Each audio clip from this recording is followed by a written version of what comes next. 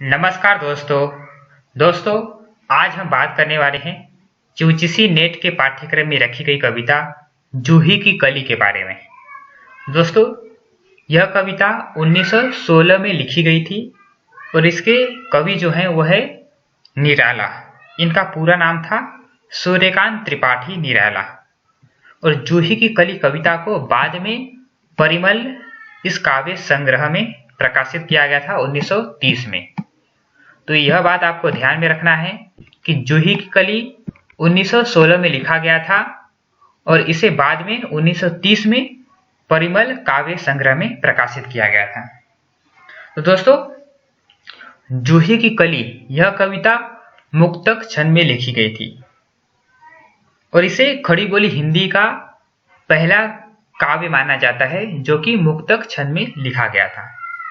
दोस्तों, इसके पीछे एक कहानी है कि जब निराला जी ने जूही की कली लिखी तो उसे प्रकाशित करने के लिए, छपवाने के लिए सरस्वती पत्रिका में भेजी थी और उस समय महावीर प्रसाद द्विवेदी सरस्वती पत्रिका के संपादक थे और उन्होंने जूही की कली कविता को छापने से इनकार कर दिया था। उनका कहना था कि ये इस कविता में अश्लील श्रृंगारिकता का वर्णन है और उन्होंने इसे कविता भी मानने से इनकार कर दिया था क्योंकि इसमें जो छंद है, छंदों के बंधन का निर्वाह नहीं किया गया था। ये मुक्त छंद में लिखा गया रचना था, इसलिए उन्होंने उसे कविता भी नहीं कहा। उन्होंने कहा कि ये गद्य रचना है और इसे अश्लील श्रृंगारिकता की रचना मानते हुए उन्होंने जूही की कली कविता को छापने से इनकार कर दिया था। तो यह बातें आपको ध्यान में रखनी है कि जूही की कली मुक्तक छंद में लिखी गई रचना है और इसी कविता से हिंदी में मुक्तक छंद में कविता लिखने की जो परंपरा है उसका आरंभ माना जाता है। तो दोस्तों, आइए हम देखते हैं जूही की कली कविता। दोस्तों, सबसे पहले हम कविता पढ़ेंगे, उसके बाद इसकी व्याख्या भी देखेंगे। तो विजन वन वलरी पर सोती थी सुहाग भरी, स्नेह स्वप्न मग्न, अमल कोमल तरु तरुणी जूही की कली, दृग बंद किए शिथिर पत्रांक में वासंती निशा थी, विरह विदुर प्रिया संग छोड़ किसी दूर देश में था पवन, जिसे कहते हैं मलया नील, आई याद बिछुड़न से मिलन की वह मधुर बात, आई याद चांदनी की धूली हुई आधी रात, आई याद कांता की कमनीय गात, फिर क्या पवन उपवन सरसरित गहन गिरी कानन, कुंज लता पुंजों को पार कर पहुंचा जहां उसने की केली, कली खिली साथ सोती थी, जाने कहो कैसे प्रिय आगमन वह, नायक ने चूमे कपोल, डोल उठी वलली की लड़ी जैसे हिंडोल, इस पर भी जागी नहीं, चूक क्षमा मांगी नहीं, निद्रालस बंकिम विशाल नेत्र मुंदे रही, कीवा मत वाली थी यौवन की मदिरा पिए, कौन कहे निर्दय उस नायक ने निपट निठुराई की, कि झोंकों की झाड़ियों से सुंदर सुकुमार देह सारी झकझोर डाली, मसल दिए गोरे कपूर गोल, चौक पड़ी युवती चकित चितवन निज चारों ओर फेर, हेर प्यारे को सेज पास नम्र मुख हंसी खिली, खेल रंग प्यारे संग। दोस्तों, जूही की कली कविता में प्रकृति के सौंदर्य का वर्णन है और इसमें प्रकृति को मानव के रूप में दिखाया गया है। दोस्तों, आप लोगों को पता होगा और नहीं पता है तो मैं आपको बता देता हूं कि प्रकृति का वर्णन मुख्य रूप से दो प्रकार से किया जाता है, एक आलंबन के रूप में और एक उद्दीपन के रूप में। तो इस कविता में प्रकृति के आलंबन रूप का वर्णन हुआ है। दोस्तों, आलंबन रूप का वर्णन वो होता है जिसमें प्रकृति को कारण के रूप में मानकर उसका वर्णन किए जाते हैं। इसे आसान भाषा में इस तरह भी समझ सकते हो कि जहां पर कवि का मुख्य उद्देश्य रहता है प्रकृति के सौंदर्य का वर्णन करना, वहां पर प्रकृति का आलंबन रूप में वर्णन रहता है।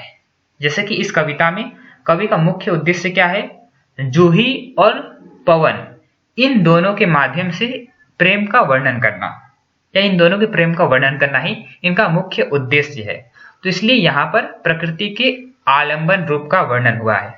और दोस्तों, जहां पर प्रकृति का उद्दीपन रूप में वर्णन होता है तो उसका उदाहरण हम इस प्रकार ले सकते हैं, जैसे कि दोस्तों आप लोगों ने बहुत सी कविताएं पढ़ी होगी। एग्जाम्पल के तौर पे हम पद्मावत को ले लेते हैं।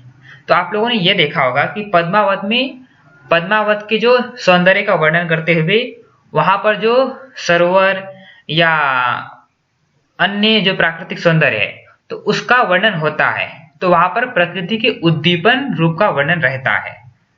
यानी कह सकते हैं दोस्तों, जब किसी नायक और नायिका का वर्णन रहता है और उस वर्णन में उसकी सौंदर्य या उसके विरह का जो दशा है उसको दिखाने के लिए प्रकृति का सहारा लिया जाता है, तो वहां पर प्रकृति का उद्दीपन रूप में वर्णन रहता है। जैसे कि किसी नायिका का वर्णन हो और उस नायिका के वर्णन में यह दिखाया जाए कि उसकी नायिका का विरह कितना ज्यादा है, और उस जगह ये दिखाया जाए कि कैसे पतझड़ पड़ गया है उसकी नायिका के विरह के कारण, या धरती तप रहा है, ऐसे कुछ वर्णन हो, तो वहां पर प्रकृति के उद्दीपन रूप का वर्णन रहता है। क्योंकि उन जगहों पर मुख्य उद्देश्य कवि का क्या रहता है कि उस नायिका का या उस नायक के विरह का वर्णन दिखाना, ये उसका मुख्य उद्देश्य है, ये मुख्य कारण है। परंतु उस वर्णन में उसकी अतिशयता दिखाने के लिए, यानी कि उस वर्णन को और भी प्रभावी रूप से दिखाने के लिए कवि क्या करता है कि प्राकृतिक सौंदर्य का वर्णन करता है या प्रकृति का सहारा लेता है, तो वहां पर प्रकृति के उद्दीपन रूप का वर्णन होता है। तो आशा करता हूं आपको समझ गया होगा कि जहां पर प्रकृति को कारण रूप में मानकर प्रकृति के सौंदर्य का वर्णन होता है, वहां पर प्रकृति का आलंबन रूप रहता है। और जहां पर किसी नायक या नायिका के वर्णन को दिखाना कवि का उद्देश्य रहता है, पर उस वर्णन में कवि प्रकृति का सहारा लेता है, तो वहां पर प्रकृति का उद्दीपन रूप में चित्रण रहता है। तो दोस्तों, इस कविता में जूही की कली में प्रकृति का आलंबन रूप में वर्णन हुआ है, क्योंकि इस कविता में प्रकृति मुख्य है, कोई नायक नायिका नहीं है। नायक और नायिका है तो वो स्वयं प्रकृति ही नायक और नायिका है। जैसे कि जूही की कली, इस कविता में जूही की कली एक फूल है जिसे कवि ने नायिका के रूप में दिखाया गया है, और जो पवन है तो पवन को नायक के रूप में दिखाया है। तो इसलिए इसमें प्रकृति के आलंबन रूप का वर्णन हुआ है। दोस्तों, इसे मानवीयकरण भी कहते हैं। मानवीयकरण एक अलंकार है। जब प्रकृति को मानव के रूप में दिखाया जाए तो वहां पर मानवीयकरण आता है। जैसे कि मानव जो जो चीजें करता है, जैसे हंसना, खेलना, रोना, ये कौन करता है? ये मानव करता है। आपने कभी पेड़ पौधों को हंसते हुए, रोते हुए, बात करते हुए नहीं देखा होगा।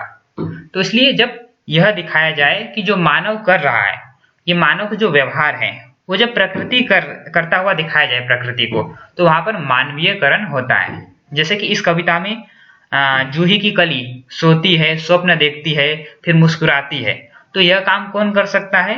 तो यह काम मानव कर सकता है। तो इसलिए इस कविता में जो प्रकृति है उसे मानव के रूप में दिखाया गया है, उसे कहते हैं मानवीयकरण अलंकार। तो आइए देखते हैं कविता। विजन वन वलरी पर सोती थी सुहाग भरी, स्नेह स्वप्न मग्न, अमल कोमल तरु तरुणी जूही की कली, दृग बंद किए शिथिर पत्रांक में वासंती निशा थी। दोस्तों, इस पंक्ति का अर्थ यह है, दोस्तों मैं ये बोलचाल की भाषा में आपको समझा रहा हूं ताकि आपको जल्दी समझे। तो विजन वन वलरी पर, यानी कि एकांत में, जो एकांत वन में जो जूही की कली है वो अपने सुहाग यानी कि अपने प्रेमी के सपनों में खोई हुई एकांत में सो रही थी, और अपनी आंखें दृग बंद किए, यानी कि अपनी आंखें बंद किए हुई थी, और जो पेड़ के पत्ते हैं उसके ऊपर वो सो रही थी, और जो हवा है वो चल रहा है। विरह विदुर प्रिया संग छोड़ किसी दूर देश में था पवन, जिसे कहते हैं मलयानील। तो उसका जो प्रेमी है, उसका जो पति है, वह उसे छोड़कर किसी दूर देश में वास कर रहा था या निवास कर रहा है, उसे कहते हैं मलयानील।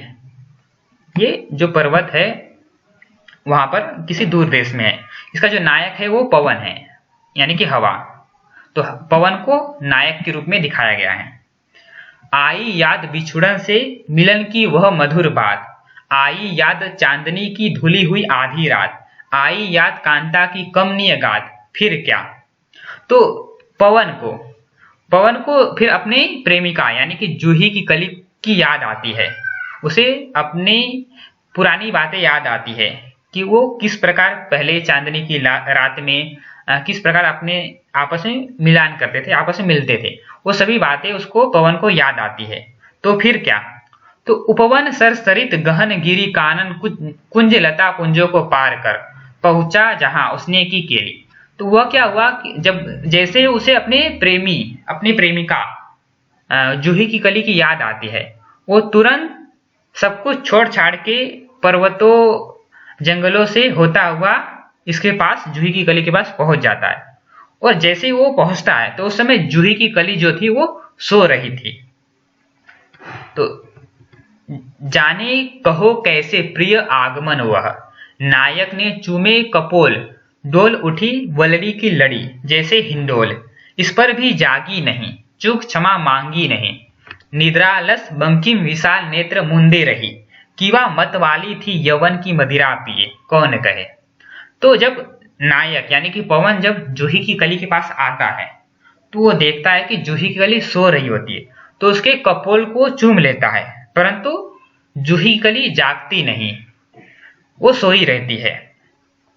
तो वो कहती कि न तो वो जागती है जूही की कली और न अपनी इस भूल पे कि उसका प्रेमी आ गया है और अब तक सो रही है, इस भूल पे वो क्षमा भी उससे नहीं मांगती। निद्रालस बंकिम विशाल नेत्र मुंदे रही, यानी कि उसके जो बड़े बड़े नेत्र है वो सोए हुए हैं, मतलब वो बंद हुए हैं। या मतवाली थी यौवन की मदिरा पिए, कि ऐसा प्रतीत होता है कि वो अपने ही मस्ती में जो अपने ही यौवन की मदिरा पिए हुए सो रही है, बेखबर है एकदम। फिर नायक क्या करता है, निर्दय उस नायक ने निपट निठुराई की, कि झोंकों की झाड़ियों से सुंदर सुकुमार देह सारी झकझोर डाली, मसल दिए गोले कपोर गोल, चौक पड़ी युवती। चकित चितवन निज चारों ओर फेर, हेर प्यारे को सेज पास, नम्र मुख हंसी खिली खेर रंग प्यारे सन। तो नायक जब उसके पास आता है तो वो जागती नहीं, तो वो एक और शरारत करता है। वो क्या करता है कि जो झाड़ियां हैं, पेड़ है, उसे अपनी हवा, क्योंकि पवन हवा है, तो अपने हवा से उससे झकझोर देता है। और इस पर जो युवती है यानी कि जो जूही कली है वो चौंक कर उठ जाती है और अपने चारों ओर देखती है। तो उसे जब पवन दिख जाता है तो वो मुस्कुराने लगती है, उसके साथ हंसने खेलने लगती है।